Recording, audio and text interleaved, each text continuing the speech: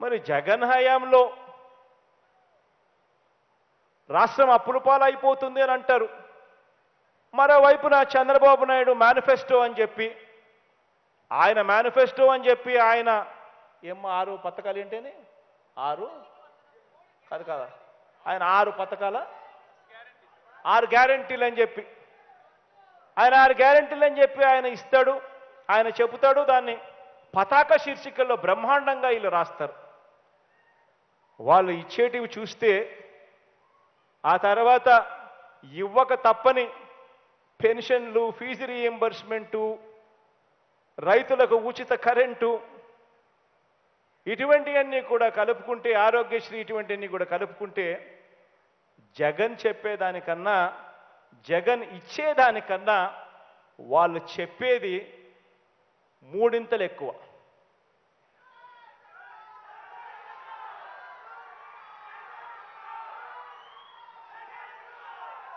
మరి నిజంగా ఎంత మోసం చేసేదానికి వెనకడుగు వేయడం లేదో ఆలోచన చేయమని అడుగుతా ఉన్నా. గతంలో 2014 నుంచి 2019 దాకా వాళ్ళే ముఖ్యమంత్రులుగా ఉన్నారు, వాళ్ళే పరిపాలన చేశారు. ఇదే ఈనాడు, ఇదే ఆంధ్రజ్యోతి, ఇదే టీవీ5, ఇదే చంద్రబాబు, ఇదే దత్తపుత్రుడు.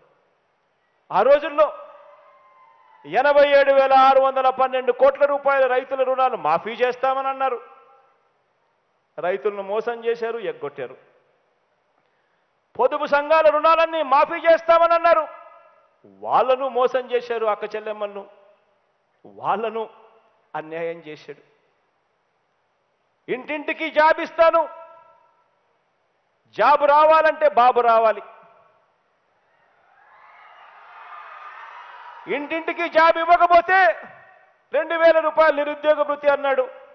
అంటే 5 ఏళ్లలో ప్రతి ఇంటికి 1,00,000 రూపాయలు. ఒక్కడికంటే ఒకడికి ఇచ్చిన పాపాన పోల.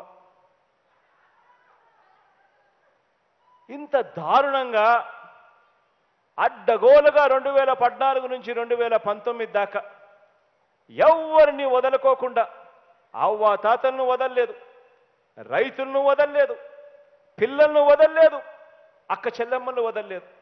అందరినీ కూడా మోసం చేశారు. చివరికి ఆ మేనిఫెస్టో, ఆ ఎన్నికల ప్రణాళిక, వాళ్ళు చేసిన వాగ్దానాలు ఎక్కడ ప్రజలకు కనిపించేట్టుగా అది నెట్లో ఉంటే ప్రజలు ఎక్కడ కొడతారేమో అని చెప్పి దాన్ని నెట్లో కూడా కనిపించుకోకుండా తీసే కార్యక్రమం చేశారు. ఈరోజు మీ బిడ్డ పరిపాలన ఎన్నికల ప్రణాళికను ఒక భగవద్గీత గాను, ఒక బైబిల్ గాను, ఒక ఖురాన్ గాను భావించి ఎన్నికల మేనిఫెస్టోలో చెప్పిన 99.5% వాగ్దానాలన్నీ కూడా అమలు చేసి మీ బిడ్డ మీ దగ్గరికి వచ్చి నిలబడతా ఉన్నాడు.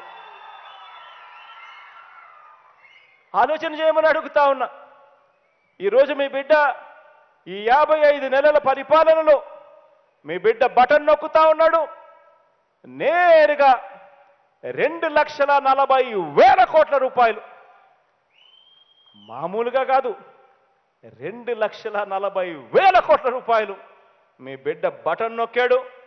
నొక్కిన వెంటనే నా అక్క చెల్లెమ్మల కుటుంబాల ఖాతాల్లోకి నేరుగా డబ్బులు పోతా ఉన్నాయి. ఎక్కడ లంచాలు లేవు, ఎక్కడ వివక్ష లేదు. ఆలోచన చేయమని అడుగుతా ఉన్నా. మరి మీ బిడ్డ ఇలా బటన్లు ఎలా నొక్కగలుగుతా ఉన్నాడు? నా అక్క చెల్లెమ్మల కుటుంబాల ఖాతాల్లోకి నేరుగా 2,40,000 కోట్ల రూపాయలు ఎలా పంపించగలిగాడు? మరి గతంలో పాలన చేసిన వాళ్ళు ఎందుకు మీ బిడ్డల చెయ్యలేకపోయారు అని చెప్పి ఆలోచన చేయమని అడుగుతా ఉన్నా.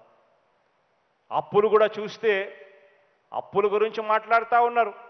అప్పులు కూడా చూస్తే అప్పుల్లో పెరుగుదల కూడా అప్పటికన్నా ఇప్పుడు మీ బిడ్డ హయాంలో తక్కువే. మరి అదే రాష్ట్రం, అదే బడ్జెట్, అప్పులు కూడా, అప్పుల పెరుగుదల కూడా అప్పటికన్నా ఇప్పుడు మీ బిడ్డ హయాంలో తక్కువ. మరి మీ బిడ్డ ఎందుకు చేయగలుగుతా ఉన్నాడు? ఎందుకు గతంలో చంద్రబాబు నాయుడు గారి హయాంలో ఎందుకు చేయలేకపోయాడు? ఆలోచన చేయమని కోరుతా ఉన్నా మీ అందరితో కూడా.